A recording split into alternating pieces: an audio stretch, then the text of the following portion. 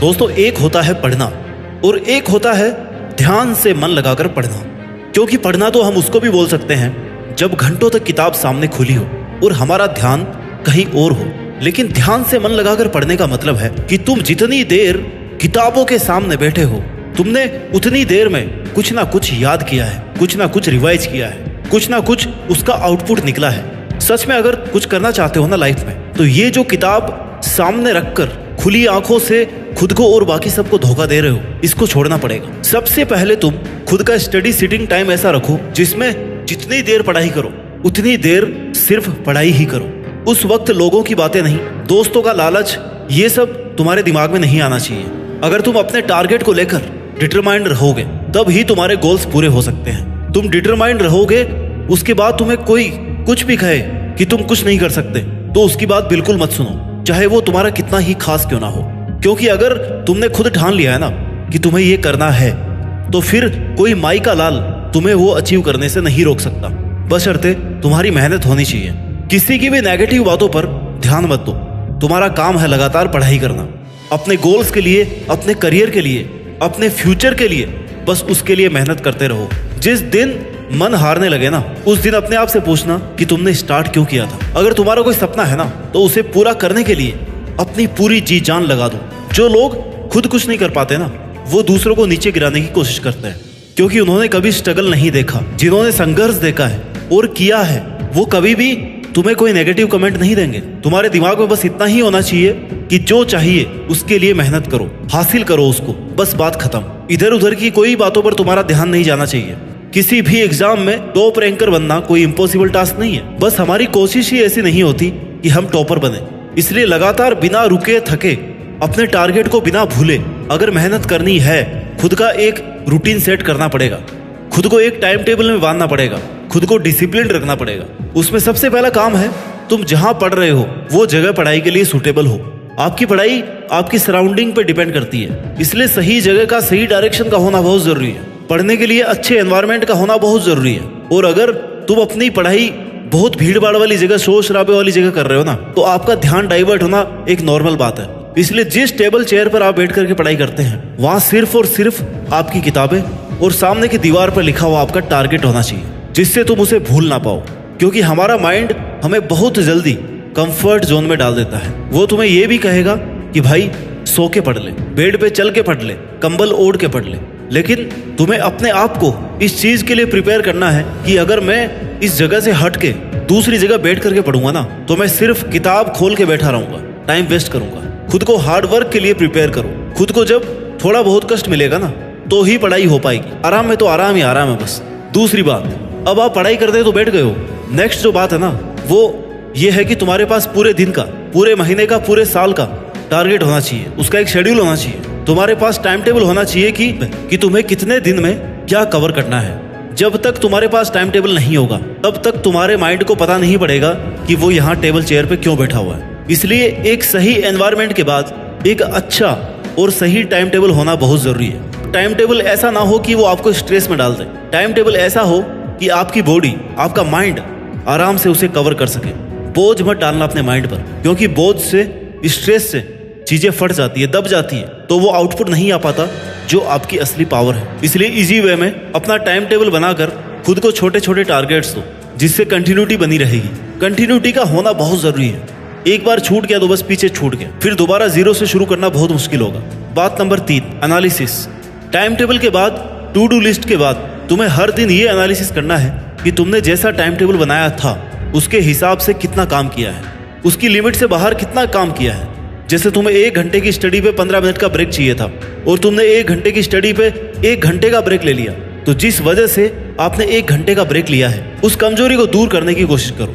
वो आपका mobile phone हो सकता है, आपकी नींद हो सकती है, आपके दोस्त हो सकते हैं। क्योंकि ये 1 घंटा खाने वाले लोग कब तुम्हारे महीने और साल खा जाएंगे तुम्हें पता भी नहीं चलेगा।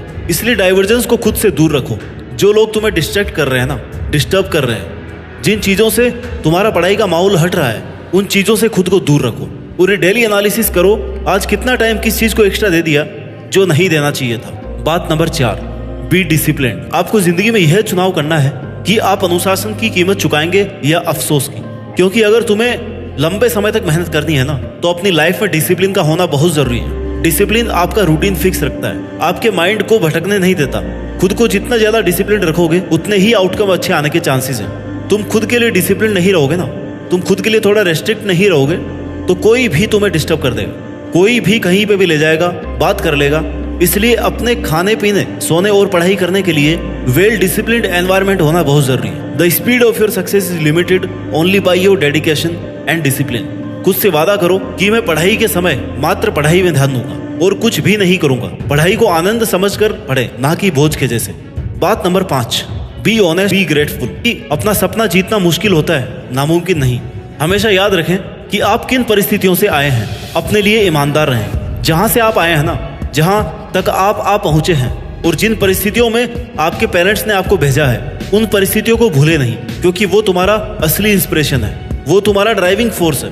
जैसे ही तुम डाइवर्ट होने लगोगे ना, तुम्हारा पढ़ाई में मन कम लगने लगे, तुम्हें इन चीजों को याद रखना चाहिए कि यार मेरे घर वाले आज के दिन सुबह 4 बजे उठकर खेती का काम कर रहे होंगे और मैं 8 बजे तक आराम से सो रहा हूँ। इन चीजों को याद करने से तुम्हें अपने आप इंस्पिरेशन मिल जाएगी कि यार मुझे पढ़ना चाहिए, मेरे लिए ना सही, कम से कम अपने घर वालों के लिए। इसलिए कभी भी अपनी परिस्थितियों को, अपने परिवार के बैकग्राउंड को ना भूलें, क्योंकि आप कितने ही आगे पहुंच जाएं, अगर आप अपनी जीरो वाली पहचान, जब आप कुछ भी नहीं थे, अगर आपने वो पहचान ही भुला दी तो आप आगे नहीं बढ़ पाएंगे।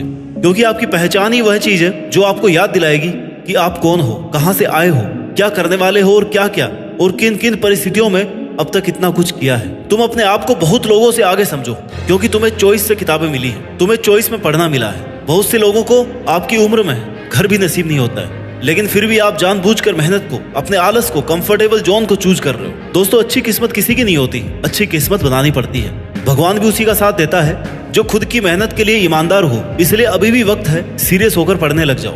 वैसे इस तेजी से बढ़ती हुई दुनिया में अगर आपके पास फालतू कामों के लिए टाइम है तो यकीन मानो आपकी आने वाली दिनों में ना बहुत बुरी हालत होने वाली है। और जब आपके पास सिर्फ और सिर्फ पछतावा बचेगा कि काश यार मैंने उस वक्त मेरा टाइम बर्बाद नहीं किया होता जब बाकी लोग पढ़ रहे थे, मेहनत कर रहे थे। इसलिए अगर कुछ करना है ना तो या तो जान लगा दो या फिर जाने दो। बेवजह उसको पकड़े मत रखो। मेहनत करने का, पढ़ाई करने का ढोंग करके घर वालों को और खुद को धोखा मत दो। नहीं हो रहा ना तो उसको छोड़ दो और बता दो सबको कि भाई मुझसे नहीं होगी पढ़ाई, मैं मजदूरी कर लूंगा। लेकिन ऐसे धोखे में मत रखो किसी को। There is no substitute and no shortcut for hard work. भाई मेहनत तो करनी पड़ेगी, वो भी स्टेप बाय स्टेप। मुझे नहीं पता अभी कि किसके पास कितना टाइम बचा हुआ है और साल भर किसने कितना कुछ कर लिया है, कौन कितना पानी में है। मुझे बस इतना पता है कि अगर आज से, अभी से शुरू करते हैं ना, तो तुम वो अचीव कर सकते हो जो तुमने सोचा है। आपके पास जो टाइम बचा है उसमें अपना फिक्स टाइम टेबल बनाकर अपना 100% देने की कोशिश करो और मन लगाकर उन बचे हुए दिनों में वो करके दिखाओ जो आपके पेरेंट्स ने आपसे उम्मीद लगा रखी है। अपना कंफर्ट जोन छोड़कर आराम, मस्ती, मौज से दूर हटके, सोशल मीडिया से दूर रह के अपनी और किताबों की दुनिया में ऐसे खो जाओ जैसे आपके और किताबों के अलावा आपके जीवन में कोई और नहीं है। अगर आप पढ़ाई कर रहे हैं ना तो आपके दोस्त सिर्फ और सिर्फ किताबें हो सकती हैं, बाकी सब झूठ है, फरेब है। ये सब लोग जो तुम्हें आज कह रहे होंगे ना कि हमारे पास तुम्हारे जैसा कोई दोस्त नहीं है, ये वही लोग हैं जो कल तुम्हें छोड़कर चले जाएंगे। इनके होने और नहीं होने से फर्क नहीं पड़ता, लेकिन अगर तुमने किताबों का साथ छोड़ दिया तो तुम कहीं के नहीं रहोगे। इसलिए जो जरूरी है ना उस पर फोकस करो और बहाने बनाना बंद करो। 99% of failure comes from people who have the habit of making excuses. इसलिए सेल्फ डिसिप्लिन को अपनाओ और अपने मन को और अपने माइंड को कंट्रोल रखो और उसे कहो कि भाई कुछ दिन पढ़ ले, उसके बाद में तो फिर मजे मजे हैं। जैसे कि शादी में अच्छा खासा माहौल बनाने के बाद ही शादी का मजा आता है ना, वैसे ही अगर तुम्हें बहुत अच्छी पढ़ाई करनी है, मजे मजे में पढ़ाई करनी है, तो अच्छा सा माहौल क्रिएट करो, अपना टाइम टेबल सेट करो, खुद को यह याद दिलाते रहो कि तुम यहाँ पे क्यों आए हो और जी जान से अपनी मेहनत करके टॉपर बनो। Stay dedicated because great things take time. वक्त लगता है लेकिन मेहनत करने वालों का टाइम जरूर आता है। और मुझे उम्मीद है कि एक दिन आप भी अपनी मेहनत के दम पर देश में अपना नहीं बल्कि दुनिया में देश का नाम रोशन करेंगे। जय हिंद, वंदे मातरम।